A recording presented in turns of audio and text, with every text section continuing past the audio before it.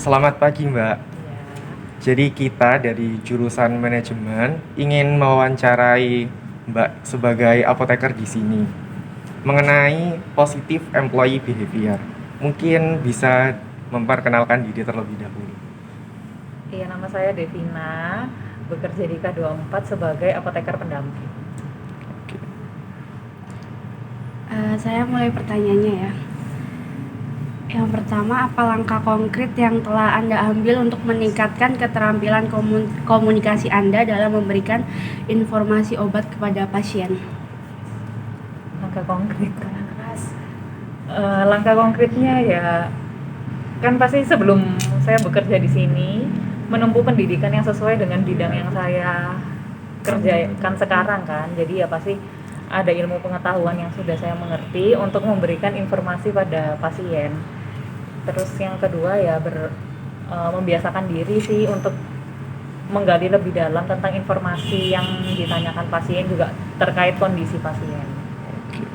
Untuk pertanyaan yang kedua, bagaimana sebaiknya saya atau Mbak memberikan bantuan nih kepada pelanggan yang kesulitan untuk memahami penggunaan petunjuk obat? Gimana sebaiknya? Ya kan pasti kan pasiennya bukan semuanya yang datang itu dengan background kesehatan. Jadi ya sebaiknya menggunakan bahasa yang awam atau yang mudah dimengerti gitu. Sama ditanyakan kembali sih apakah sudah mengerti dengan yang kami sampaikan atau belum gitu. Kalau memang pasiennya masih belum mengerti atau baru pertama kali menggunakan suatu obat atau suatu device ya kita pasti jelaskan ulang. Untuk yang ketiga, apa peran Anda dalam memastikan bahwa apotek tetap memenuhi standar etika dan praktik bisnis yang tinggi dalam semua operasi?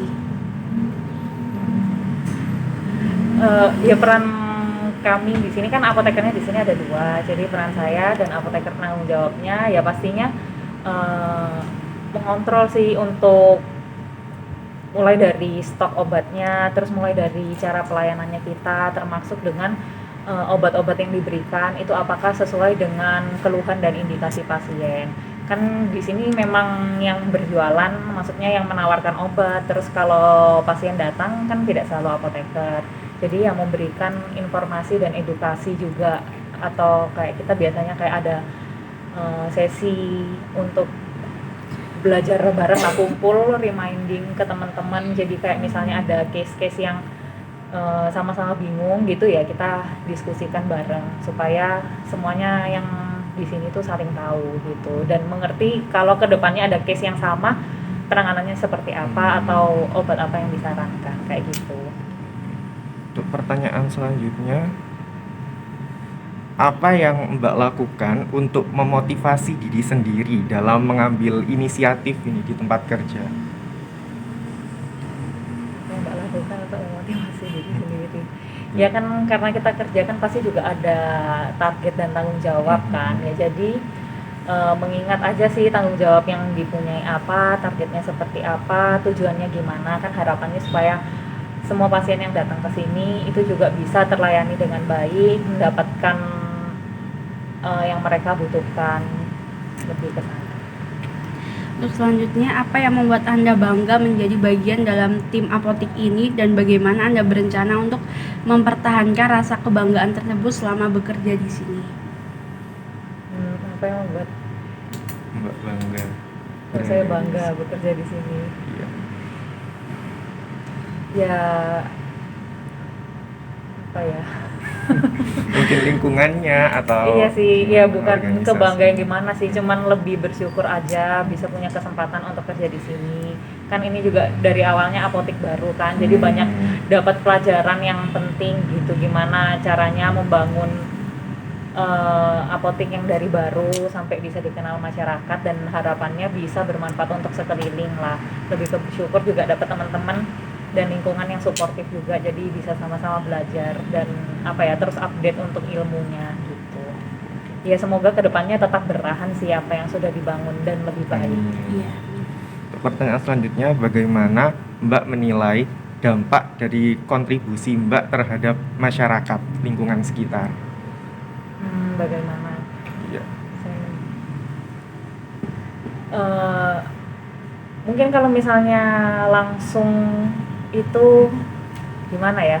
Saya kan kurang bisa menilai diri saya sendiri ya kan pastinya. Cuman kan memang di K24 sendiri kan ada aturan-aturan dan kami sendiri, maksudnya setiap outlet kan pasti punya aturan masing-masing. Terus juga sebenarnya ada etika-etika yang harus dijaga dan diterapkan gitu ya. Mungkin lebih ke itu sih, jadinya masyarakat lebih sadar. Misalnya kan di sini pun kalau misalnya pemberian antibiotik tidak semuanya kami layani, memang harus tepat indikasi dan ada resep dokternya ya. Jadi masyarakat juga lebih tahu gitu. Kadang kan ada yang tiba-tiba datang ujuk-ujuk minta antibiotik dengan keluhan cuma nyeri ya. Kita pelan-pelan sih mengedukasi, jadi harapannya pasien juga pelan-pelan menyadari kalau misalnya penggunaan obat itu harus sesuai dengan keluhannya mereka gitu, nggak langsung, dan tidak semua obat itu bisa mereka konsumsi gitu. Kalau nggak mau untuk meminimalkan efek samping yang tidak diinginkan atau efek yang nggak sesuai sama harapan.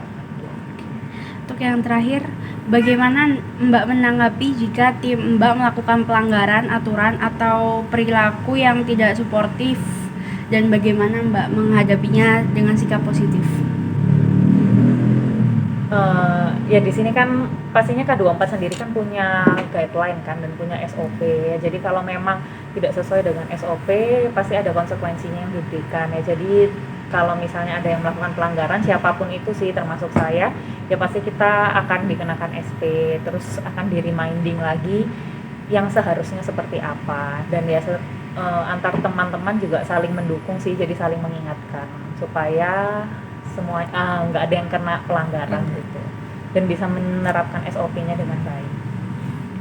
Mungkin segitu dulu pertanyaannya dari wawancara ini. Kami mohon maaf kalau ada salah kata atau salah perbuatan. Terima kasih ya Mbak. Ya, sama-sama.